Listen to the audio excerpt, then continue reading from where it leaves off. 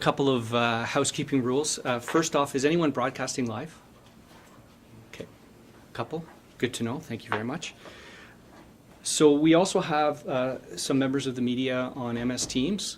So I'm going to provide some remarks. Then I'm going to open the floor to some questions.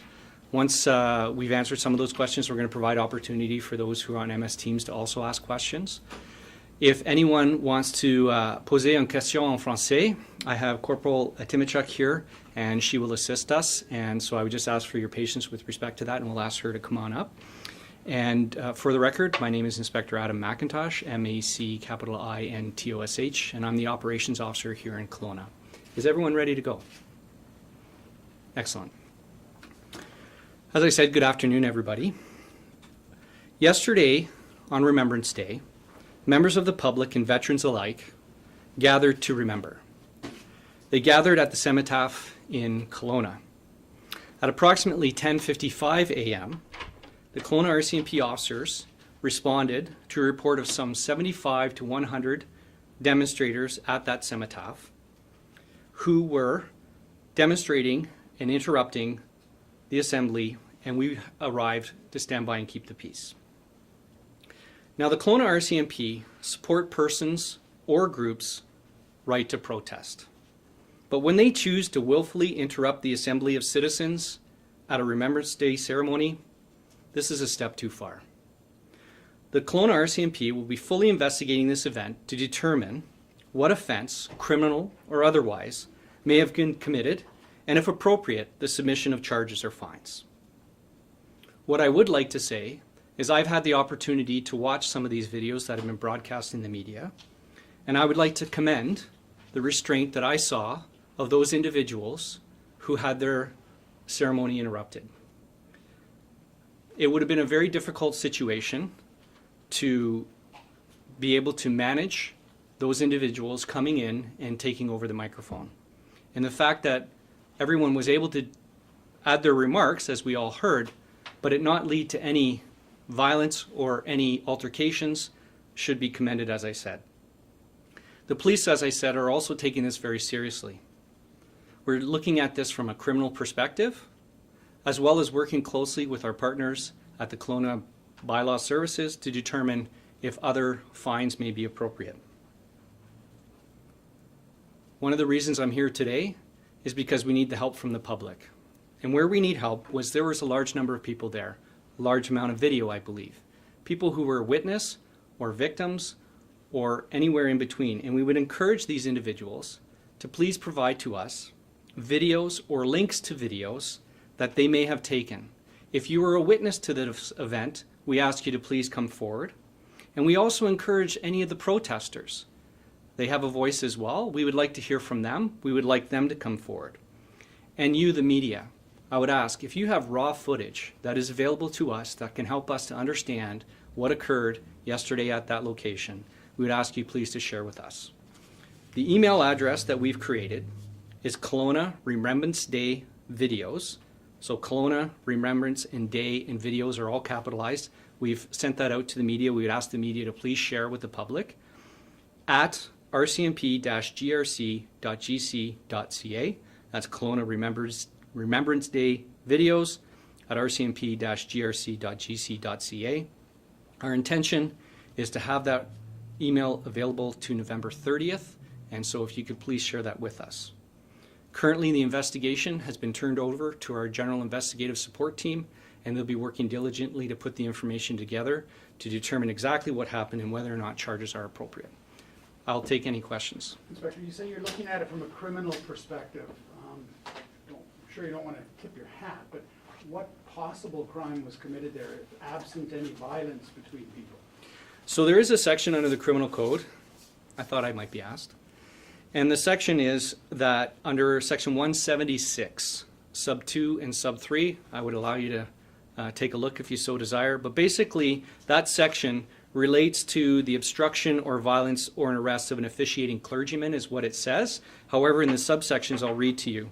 Everyone who willfully disturbs or interrupts an assemblage of persons met for religious worship or for a moral, social, or benevolent purpose is guilty of an offense punishable by summary conviction. And I take it that this may have occurred yesterday, and that's the objective as our investigation. It may also be that they simply committed a bylaw offense or some other provincial statute that we would look at, or frankly, nothing. This is the objective what we're looking at. I think the public deserves answers as to what happened and are expecting the RCMP to investigate that. Spoke about a group of 75 to 100 people. Have you been able to distinguish between people who were there honoring Remembrance Day versus people who were there protesting their issues? I think there's some obvious examples that are seen in the video that we could clearly know that a person was a protester. That being said, we can't obviously purposely identify, or easily identify, I should say, all those who were there for that purpose. And that's a part of the investigation, and that's why we need people to come forward. The protesters as well, they have a voice. They may have something that they can articulate of what their intention was and when they did that, and I think we need to be fair with that in that regard. That being said, it's the public's help that we need to help identify those, and videos may do that. Are we going to identify all 75 or 100 protesters? Is quite unlikely. Our intent would be to look at those who are primarily involved, such as the person at the podium, as well as other people who may have organized this event. Have you been able this time to identify the person at the podium or any of the other people involved? I don't know the answer as to whether we know that person's name. I suspect it may not be that difficult, and I would encourage her to please come forward and speak with us. The RCMP has largely let these anti-vaccine, anti-restriction protests go unchecked for the past 2 years, closing streets to allow parades. Some of the people involved in this incident, namely Bruce Ordzuk, was at a demonstration just the other week supporting the RCMP and announcing the perceived support that the RCMP has for their movement. Does the RCMP take any responsibility in enabling the action seen Thursday, since the demonstrations in the past have largely been met with what the group sees as support from law enforcement? So I think it's important to understand that a number of fines, I don't have the exact numbers, since the inception of the beginning of the pandemic and the restrictions have been issued to people participating, primarily those who are the organizers. That's been done by us. It's been done by the city of the bylaw services with the city, and we are working with Crown Council with respect to a number of those fines. We have to understand that there's a delicate balance between the right to protest and the police involvement in that. Inherently, what we want to do is ensure that the public is allowed to exercise their fundamental rights to protest, but it's done in a safe manner. If it's done within or in violation of certain laws under, for example, the health restrictions, then people can be fined for that purpose. We have been doing that since. We have been making sure that people are safe, but allowing them to exercise their rights. I believe yesterday was a clear example of where I think this was taken too far. So a number of investigations surrounding the people in this crowd have come up empty-handed so far. There's been little resolution. Can you assure that something will be done this time? Like what kind of, I guess you already answered the charges question. But. Yeah, absolutely. If criminal charges are appropriate and we can collect the evidence, I will do everything I can to push that forward to the Crown to allow them to make an informed decision as to whether or not charges should be laid. If the appropriate method is through a fine from the city under the Bylaws Act or another provincial statute, for example, we'll be certainly looking at that. We'll do everything that we can with respect to what is appropriate in order to investigate this. That being said, it may be found that the information supports there are no fines or charges, and we accept that as well. But I do believe the public demands us to investigate. Any other? Information about a incident at the Lake Country Cenotaph, there was a threat allegedly made and it caused a disruption and moving the ceremony the Legion was meant to have there? Yes, yesterday, I believe it was the day before, we received unsubstantiated information that there could be a potential threat to the Lake Country Remembrance Day ceremony. And as a result, there was precautions taken in consultation with the Legion. However, there was nothing that we are aware of that occurred yesterday, and it went without any issues. Did officers respond to the area at all? We had a safety plan in effect, much like if you imagine over the last many years, there's always been some level of a threat related to these types of events. And so we always take precautions to support the public and maintain the peace. What I will do now is I'll offer anyone who's online to ask any questions if there's any. Corporal Love?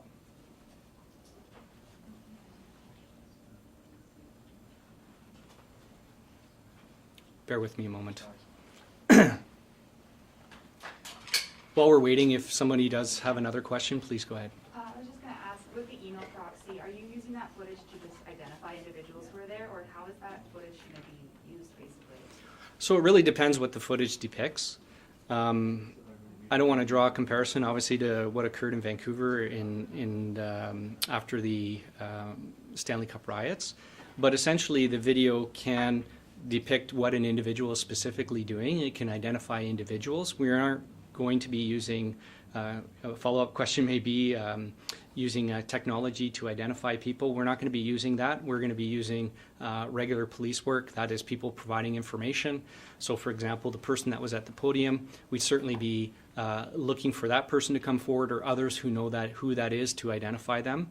And that footage would be utilized to really tell the story of what occurred, because we have obviously police officers who attended before, or excuse me, after, and then we had people who were there before and our police officers didn't see. So video, witness testimony, these are the things that we're going to be using as part of the investigation. Were we able to, no questions? There are no questions. Excellent. Are there any other questions? Inspector, on an unrelated matter, I know you're involved in the investigation of the attack on the rail trail earlier this week. Do you have any update on that investigation, if any suspects been identified at this time? Yes, I can provide an update in that. For those of you who aren't aware, it was on, apologies, which day? I believe Tuesday. Tuesday, thank you. It's been a busy week. On Tuesday, there was a 17-year-old male who was on the rail trail on a bicycle, and he was attacked and robbed. He suffered what I would describe as aggravating injuries and serious in nature, requiring surgery. 2 subject males were identified as suspects. One of those individuals has been positively identified, has in fact been arrested and since released in order to continue the investigation, and we're working hard to identify the other person. What I can say is what occurred there was reprehensible, and we'll do everything within our powers to collect the information and evidence to support charges against those individuals. I think a lot of people in the community would be surprised and upset that he's been released. Can you explain to the public why this person's back out on the street? So the system works in such a way is that obviously we have to collect sufficient information to be able to meet the standard of proof for Crown Counsel to approve criminal charges. And sometimes that information can take some time. For example, this case specifically is going to require some forensic evidence, and that's not going to happen in a day. And so in our ability to collect the evidence, we have to balance that with an individual's rights. And in this case, to put our best case forward, we needed to release that individual on conditions and continue to move our investigation forward. On that note, we were here 3 weeks ago, and Superintendent Triance was talking to us about a homicide that occurred October 18th on Bayshard Road. She was saying that a full investigation, a full 3-week investigation was required by Crown before charges were laid. It's been 3 weeks. Do you have any update on if that full investigation has been completed?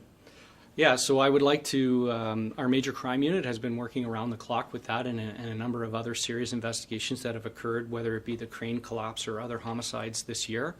And 3 weeks was the timeline they estimated they could put the information together. And I believe it was a day or two ago that we were able to provide that information to the Crown. It's now in the Crown's hand to determine whether or not they're going to approve a criminal charge. I don't have a timeline for that.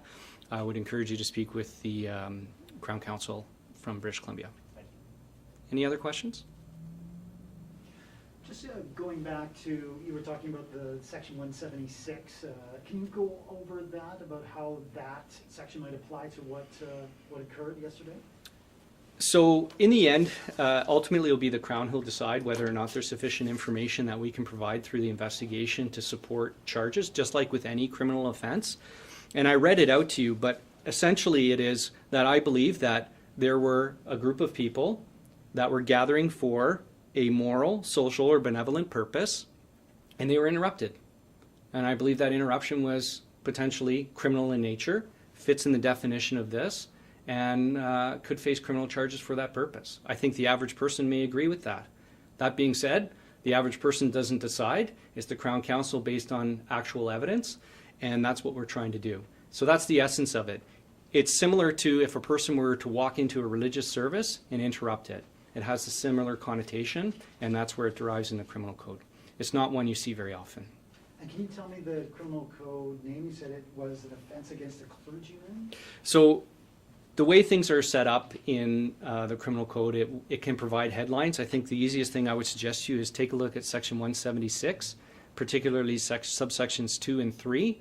That's what we're potentially investigating and considering as prospective charges should the evidence support that. And we will certainly be forwarding that to the Crown if the evidence is such that that's an appropriate charge.